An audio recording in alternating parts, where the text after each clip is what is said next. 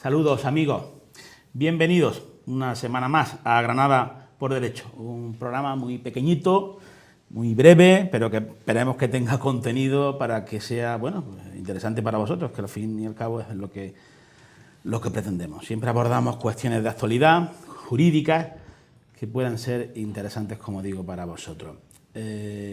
Hoy queremos hablar de un asunto que está nuevamente tecnológico, como ya hicimos en semanas anteriores, que preocupa o que afecta a miles de, bueno, a la mayoría de los trabajadores y también a las empresas. Son los medios tecnológicos de que se hace uso en las empresas, desde los correos electrónicos a el uso de las redes sociales, hablamos en el trabajo, ¿no?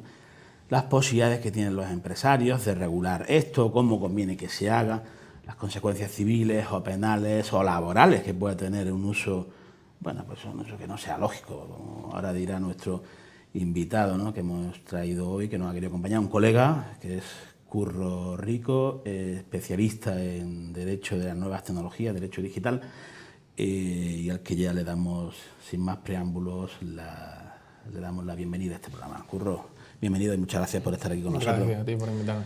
Un tema apasionante, el de las tecnologías que se regulan. Bueno, la verdad es que la hiperregulación del estado en el que estamos llega a todos lados y esto no podía dejarlo aparte, ¿no? Lo que es en el ámbito de la empresa, fundamentalmente, la regulación de pues todos esos artilugios que hoy tenemos, todas esas redes sociales, todos esos correos, todo este material que tiene que convivir, a veces sí, a veces no, con la obligación que tenemos de emplear esos medios en la empresa. Uh-huh. Y que genera pues también una conflictividad legal que hay que abordar o que el legislador trata de abordar. Por eso vamos a hacer, si te parece, como si estuviésemos en un ejemplo práctico de un empresario que intenta bueno, pues poner orden en su empresa para que la productividad no merme y poner en orden entre el uso que puede hacer privativo el trabajador de esos medios, si es que se puede y en qué términos se podría, y las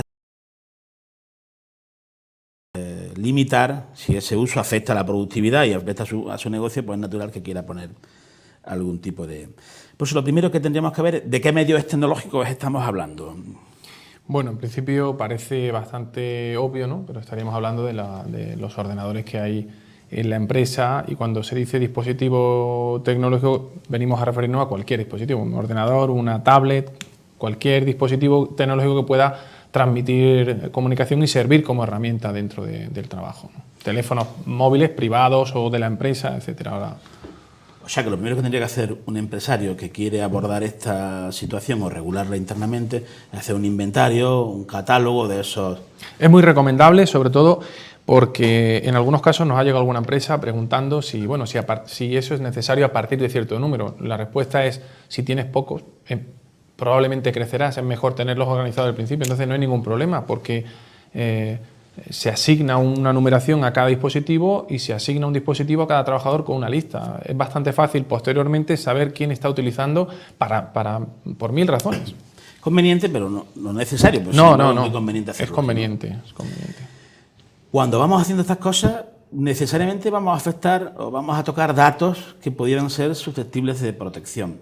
¿Qué tenemos que ir haciendo? ¿Qué cautelas en materia de protección de datos se tienen que ir acometiendo de forma paralela a estos inventarios, a este registro de bienes, etcétera? Bueno, lo que hay que tener en cuenta, Domingo, es que el trabajador tiene una serie de derechos: intimidad, privacidad, el secreto de las comunicaciones, etcétera. Entonces, lo primero que hay que tener en cuenta es que la empresa debe establecer una serie de normas, ¿de acuerdo?, de uso de los medios tecnológicos de la empresa, y es mejor que esa estructuración se haga de manera escrita, para que quede claro cuáles son las reglas del juego. Y desde luego saber que el empresario tiene el derecho del control de todas las comunicaciones de la empresa con ciertas salvedades, ¿no?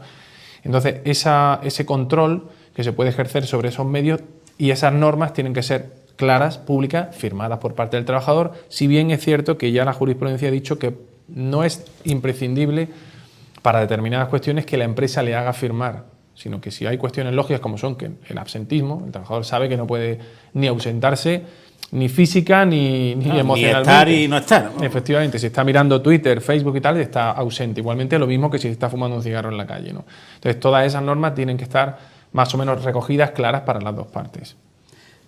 La notificación a los trabajadores para decirle, oye, mira, que voy a controlar todo esto, tiene que hacerse sí o sí, ¿no? Nosotros recomendamos que se haga siempre. ¿Por qué? Pues porque es una cuestión de transparencia, de buena práctica empresarial, porque relaja además la situación en la empresa y porque a quien avisa no es traidor. Pero ya te digo que hay algunas, como son, por ejemplo, cualquier vigilancia que implique evitar que se produzcan robos, etcétera, ya se ha dicho claramente por la jurisprudencia que no hace falta denunciarla, está claro, tú no debes de robar. Entonces, si ponen una cámara encima de la caja, no hace falta avisarte. Lo único, hay ciertos lugares, como son vestuarios, donde no se pueden poner ciertas medidas de vigilancia por otra cuestión, porque además hay que tener en cuenta que la finalidad de todo este control es la productividad de la empresa, no nada que salga de eso. Claro. Me dices lo de la cámara mientras está el trabajador encima de la caja. Correcto. Pero también se pueden monitorizar todos los dispositivos del trabajador. Es decir, que el trabajador puede tener un dispositivo y el empleador, el empresario, controlar de forma exhaustiva todo lo que pase por ese dispositivo, ¿no? Sí, desde teléfonos móviles hasta tabletas, GPS, coches de empresa, todo. Siempre decimos, es mejor que haya una comunicación clara, pero el trabajador, el empleador, perdón, tanto si existe, que ya os digo que es muy importante que se haga, porque se cura uno en salud, pero puede tener acceso. Ahora hay que tener claro, Domingo, qué es dónde empieza el dispositivo, dónde empieza la comunicación, que puede ser objeto del secreto de las comunicaciones, dónde empieza la privacidad, dónde empieza la intimidad. Es decir, que si el dispositivo, por poner un ejemplo, la empresa te provee de una BlackBerry o de un iPhone y te dice, este dispositivo con esta numeración es propiedad de la empresa. Bueno, con salvedades como la cuestión de la investigación de delitos, donde el secreto de las comunicaciones es sagrado y debería de solicitarse la autorización judicial para esa intervención. En el resto de cuestiones, si el dispositivo pertenece a la empresa, ya lo ha dicho el Tribunal Constitucional, que no se está violando ninguna intimidad si el dispositivo lo ha proveído la empresa. Ni el dispositivo ni la cuenta de correo. Vamos a una cosa que seguramente será lo que más preocupe. Yo creo que a nuestros televidentes y a los trabajadores y también a los empresarios. El correo electrónico y la privacidad del correo electrónico. Las limitaciones o no limitaciones a que el empresario pueda ver el contenido de esos correos electrónicos o no pueda verlo en ningún caso. Correcto. Y la diferencia que existe entre que ese correo esté abierto o no esté abierto, porque hay diferencias también con eso. Entonces, empezamos. Cuando hablamos de correo electrónico, ¿puede el empresario ver el correo, el contenido de los mensajes de ese correo electrónico de sus trabajadores? ¿En qué caso? Si el correo es un correo de la empresa y está correctamente notificado y además está justificado, por ejemplo, hay empresas donde se concede una cuenta de correo a una persona concreta, pero para una labor gerencial. Se le advierte, mira, este es el correo gerencial, para evitar que en el caso de que tú faltes en un momento o en el caso de que haya cualquier problema, la empresa no pare esa línea o lo que sea, que sepas que desde el primer momento ese correo está abierto a la directiva de la empresa o a quien sea. Entonces, esa persona sabe que no debería utilizar ese correo para cuestiones personales. Otra cosa bien distinta es que por algún motivo se permita al trabajador utilizar su propio correo. En ese caso es absolutamente imposible. Yo no recomendaría a nadie que abriera un correo, ni que lo leyera, ni muchísimo menos que lo leyera. ¿De acuerdo? Porque eso sí que es una violación muy grave y además eso es un delito. O sea, que en el correo del corporativo, el empresario tiene posibilidades de entrar al contenido de los correos y a lo que es... Cuando hablamos de medios tecnológicos de la empresa, hablamos de hardware y de software, da igual. Entonces, cualquier medio tecnológico puesto a disposición por la empresa para la productividad de la misma en manos del trabajador es un medio propiedad de la empresa y es controlable 100%. Otra cosa es que haya una idoneidad donde se pretenda, por ejemplo, el caso concreto, estamos hablando de productividad. El empleador lo que quiere es controlar si la persona se ausenta del trabajo, aunque sea mentalmente. Para esa finalidad, con una serie de pruebas más bien indiciarias de acceso a cuenta privada de Twitter, sin necesidad de acceder al contenido. Es que lo que está prohibido es el mero acceso a Twitter, a Facebook, etcétera, salvo que tenga una finalidad concreta. En algunos casos, con proveedores es necesario investigar un poco quién es la parte contraria o con quién vas a contratar y puedes investigar en redes sociales. De hecho, es interesante, por tanto hay que ponderar un poco esto. No toda entrada es automáticamente causa de despido.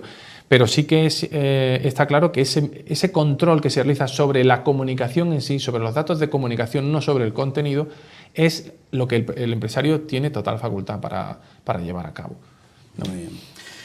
Hay otros casos en los que el empleado aporta sus medios o le dan el medio que es de su propiedad y te permite la empresa utilizar tus propios dispositivos, por decirlo de otra manera. Sí, esto se llama Bring Your Own Device, BYOD, que es bastante frecuente. La empresa a lo mejor no tiene medios o de alguna forma relaja esa parte y le dice, bueno, pues puedes utilizar tu teléfono personal configurando la cuenta. La recomendación es que eso también esté recogido en ese acuerdo que se notifica a los trabajadores y que se sepa muy claro por parte del empresario que ese dispositivo hardware, ese teléfono, no se le puede intervenir y que lo único que se puede intervenir es la cuenta. Pero bueno, si entendemos bien que la cuenta de correo está en los servidores de la empresa, en realidad lo que hay en ese dispositivo es un mero reflejo de un software que está en otro sitio. Pero es bastante frecuente que se permita al trabajador utilizar sus medios propios, ¿vale? Porque aparte en algunos casos es un latazo llevar 2 teléfonos, etcétera, pero hay que tener muy claro cuáles son las reglas en cada caso. Si te proveo de una BlackBerry totalmente de la empresa, con sus excepciones la empresa tiene acceso total a ese dispositivo. Si el dispositivo lo provee el trabajador, las limitaciones son mayores. Por tanto, ante la duda, contactar con un abogado que conozca este tema y que se inicie una investigación de carácter judicial con autorización judicial. Oye, Curro, por último, una recomendación que tú le harías a un empresario para afrontar esto, que lo haga siempre por escrito, que siempre se asesore convenientemente, que no corte y pegue, Sí. Para terminar con una recomendación a los trabajadores y a los empresarios que nos están viendo, cómo afrontar básicamente afrontar esta lo has definido tú, es todo por escrito, intentar, ya no es el copia y pega, parece que los abogados estamos en contra de los textos que hay en Internet. El problema de textos en Internet es como si tuviéramos que no verifiques tampoco un poco los contenidos. El contenido, claro, es como si cogemos un prospecto de un medicamento para cualquier medicamento o para un medicamento parecido. Puede haber algún problema, puede haber una contraindicación. Entonces, lo único que digo es que hace falta detenerse concienzudamente y analizar las necesidades. No hace falta, además, hay textos por ahí que sobrepasan con creces las necesidades. No hace falta tener un contrato de 200 páginas, a lo mejor con 5 líneas. Es más una declaración de intenciones. Pero en todo caso es conveniente hacerlo, ¿no? En todo caso, yo lo recomiendo hacer. Muy bien, pues Curro, no hay tiempo para más. Te agradecemos mucho que hayas estado con nosotros aquí en Nada por Derecho y te emplazamos para hablar de esto en otras ocasiones. Gracias a vosotros, siempre.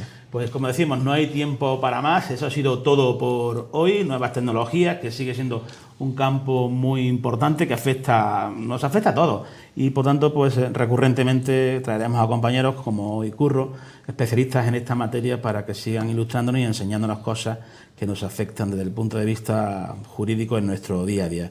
Gracias por estar ahí y nos vemos la semana que viene. Un saludo.